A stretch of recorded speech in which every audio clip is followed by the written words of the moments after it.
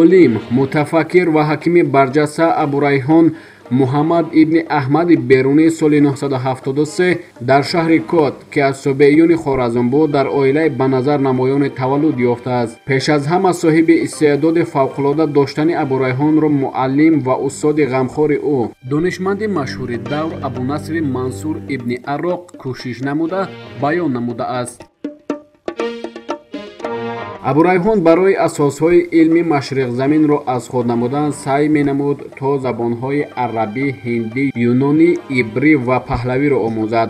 Вай пас аз омӯхтани ин забонҳо боигарии маънавии онҳоро ба куллӣ аз худ намуда ба олиме табдил меёбад, ки доир ба илмҳои ситорашиносӣ, фалсафа, математика, тиб, ҷуғрофия, маъданшиносӣ, масоҳӣ яъне геодезия ва таърих на танҳо баҳсу мунозираҳо менамояд, балки оид ба ҳар яки онҳо асарҳои мукаммале эҷод мекунад.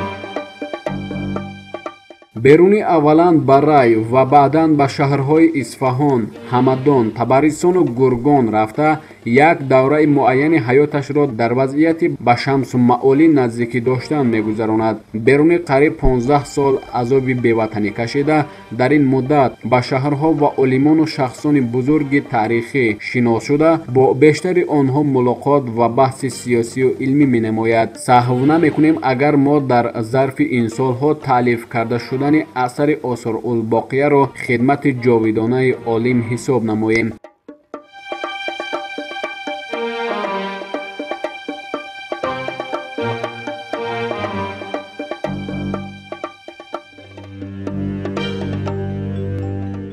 берунӣ дар соли 1000 аввалин асари илмии худ Осорулбоқияро таълиф намуд, ки ин вақт 27 сол син дошт ва онро ба амири Гургон Шамсулмаъоли Қобус бо унвони Осорулбоқия Анъул Қурун Алхолия тақдим намуд. ҷолиби диққат аст, ки барои Берунӣ дар масъалаи баён кардани ҳақиқати таърихӣ, ақидаҳои фалсафӣ, асосноки мавзӯи баҳсу тадқиқ, тафовути урфу одат, оину кеш ва мазҳабии ин ё он халқ тақрибан аҳамият надорад. Вай дар ин бора шахсан таъкид мекунад, ки мо тарафдорӣ аз касе накардаем ва беғаразона фикрронӣ намудаем.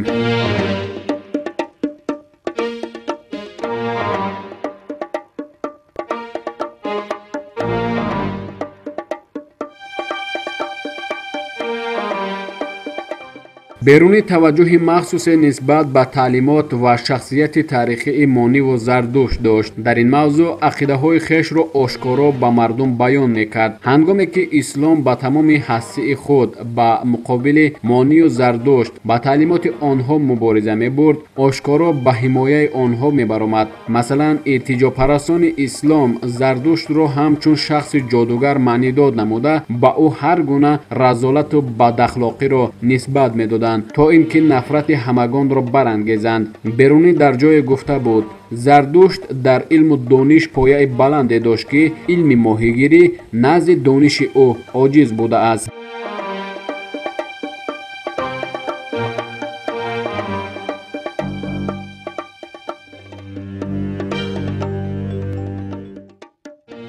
берунӣ офарида шудани китоби Авасоро яке аз муваффақиятҳои наҷиби инсоният мешуморид. Вай на танҳо ба масъалаҳои илмии ҳаёт, ки асосан ба таҷриба ва мушоҳидаҳои аз овони ҷавонӣ кардааш такя намуда, бо таҳқиқи фавқулодаи ҳолатҳои сайёраҳо, ихтилофҳои қавмҳои гуногун, вобастагии ҷирмҳои осмонӣ ба ҳамдигар ва ғайраҳо, мувофиқи таълимоти илмӣ, ҳайъату табиатшиносӣ дуруст муайян мекунад, балки як қатор мулоҳизаҳоеро нисбат ба илмҳои фалсафа, забоншиносӣ, биология ифода менамояд, ки онҳо имрӯз ҳам моҳияти илмии худро гум накардаанд. ӯ гуфта буд: тағйироти қиёфа, ранги пӯсти бадан, ахлоқ, хулқу хӯй на танҳо ба насаб вобаста аст, балки ба мавқеи зист, об, ҳаво ва ғайра зич алоқаманд мебошад.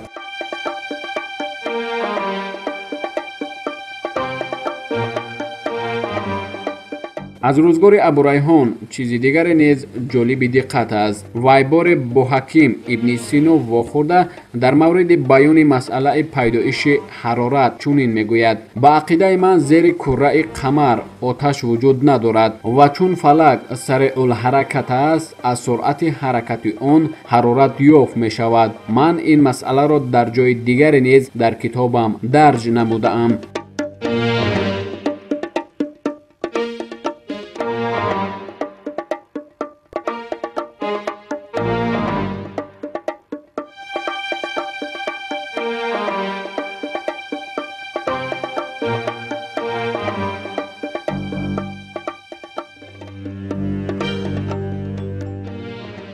нагуфта намонад ки то ба имрӯз аз мероси гаронарзиши берунӣ осори андаке дар даст мебошад ки он ҳам қобили қабул ва арзиши бузурге дорад.